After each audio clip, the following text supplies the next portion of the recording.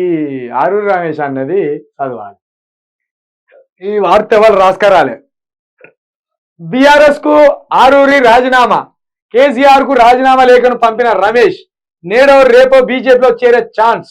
వరంగల్ ఎంపీగా పోటీ చేయనున్న ఆరూరి రమేష్. చేలో ఆరూరి రమేష్ అన్న గనుక పార్లమెంటు స్థానంలో నిలబడితే, వరంగల్ పార్లమెంట్ స్థానం నుండి నిలబడితే ఇప్పుడు కడియం కావ్యకు కొంచెం థ్రెట్టే ఇది. ఇక కొంచెమేంది గట్టి థ్రెట్. ఎందుకంటే ఆరూరి రమేష్ గారు మాదిగ సామాజిక వర్గానికి సంబంధించిన వ్యక్తి. కడియం కావ్య గారు ఇదే బైండ్ల సామాజిక వర్గానికి సంబంధించిన వ్యక్తి. ఇక్కడ ఈ విషయంలో కేసీఆర్ కొంత పొరపాటు చేసినట్టే కనబడుతుంది. ఎందుకంటే అసలే మాదిగ వారిని కాంగ్రెస్ పార్టీ పట్టించుకోవడం లేదు. ఈ రాష్ట్రంలో మాదిగ వారి జనాభా అధికంగా ఉన్నది. సుమారు 45 నుండి 50 లక్షల మధ్య ఉంటుందని ఒక సమాచారం. ఇక మాలవారు ఒక 15 నుండి 20 లక్షల మధ్య ఉంటారు. అంటే సగం కూడా మాదిగ వారిలో మాలవారు ఉండరు. ఇక బైండ్ల వారు ఏ 2-3 లక్షలు ఉంటారు. ఏ 2-3 లక్షలు ఉన్న బైండ్ల వారైన కడియం శ్రీహరి గారికి ఎమ్మెల్యే టికెట్ ఇచ్చింది, ఆయన గెలిచాడు.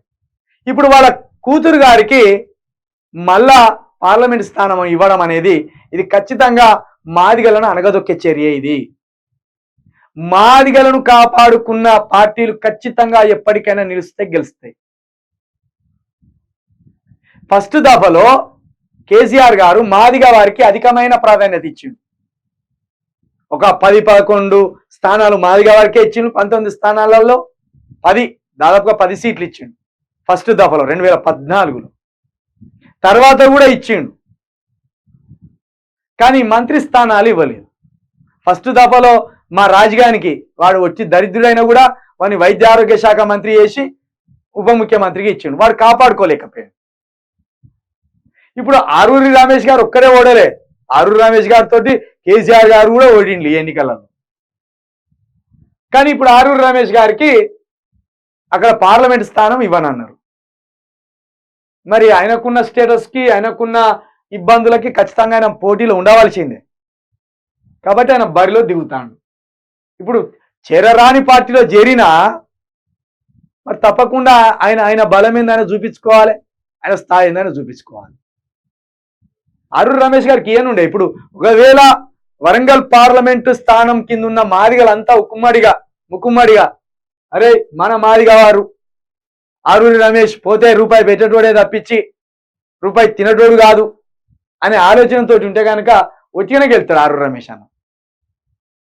ఇప్పుడు బీజేపీ కూడా పార్లమెంట్ సీట్లు బీజేపీకి అత్యవసరం కాబట్టి ఇప్పుడు ఇంకా పైగా మందకృష్ణ గారు బీజేపీ తోటి స్నేహపూర్వకంగా ఉన్నాడు. ఎందుకంటే ఆయన ఏబిసిడి వర్గీకరణ కోసం ఆయన అట్లకెళ్ళి పాటు పడతాడు. ఒకవేళ మందకృష్ణ ఇప్పుడు ఇంకా మందకృష్ణ అనేది వరంగల్లో నిలబడి ఆయన నగరం నడిపోతున్న నిలబడి చలో ఆరూరి రమేష్ కోట్లు వేయరా బాయ్ అంటే వేసినట్టే ఉన్నాడు. ఎందుకంటే మాదిగ వారిని రాజకీయంగా అనగదొక్కే ప్రయత్నం ఇటు కాంగ్రెస్ పార్టీ చేస్తుంది. ఈ టైంలో బీఆర్ఎస్ పార్టీ అన్న మాదిగ వారికి ఎక్కువ సీట్లు ఇస్తే ఇది ఎక్కడికి వచ్చే పని కదా. మీరు ఎందుకు కేసీఆర్ గారు ఇలాంటి వ్యక్తుల్ని పార్టీ నుండి మీరు వెళ్ళగొట్టుకుంటాను.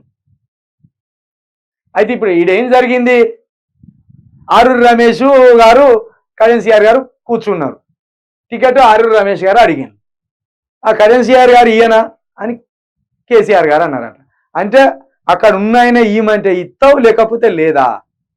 2 లక్షల జనాభా లేని కేసీఆర్ చెప్తే 50 లక్షల మంది ఉన్న మాకు నువ్వు టికెట్ ఇస్తానవా సారు అని చక్కగా వాకౌట్ చేసి బయటకు వచ్చినాడు. దీన్ని ఆత్మగౌరవం అంటారు, దీన్ని సెల్ఫ్ రెస్పెక్ట్ అంటారు. అక్కడనే అన్నాడట కేసీఆర్ గారు చెప్తే మీరు నాకు ఇస్తారా సార్, ఇది నన్ను చాలా బాధించింది. ఎందుకంటే హరీష్ రావు గారు అత్యధిక మెజార్టీ తెచ్చుకున్నారు.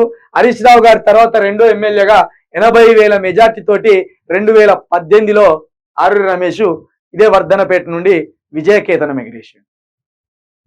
మరి కాబట్టి ఇద్దరు ఒక కాడ కూర్చోబెట్టి కేసీఆర్ ఇవ్వాలని అడిగినప్పుడు ఖచ్చితంగా ఆరూరి రమేష్ ఖచ్చితంగా ఇబ్బంది పడతాడు, ఖచ్చితంగా మనస్తాపాన్ని చెందుతాడు. ఒకవేళ వరంగల్ పార్లమెంట్ స్థానం కోల్పోయినంటే 100% ఆరూరి రమేష్ గారిని దూరం చేసుకోవడం వల్లే అనేది బీఆర్ఎస్ పార్టీకి తెలిసి వస్తుంది. 100% ఆరూరి రమేష్ గారు ఒక మాదిగ బిడ్డగా అక్కడ బీజేపీ నుండి పోటీ చేస్తారు. ఇది ఇట్లా తయారైన ఏం చెప్తారు మరి?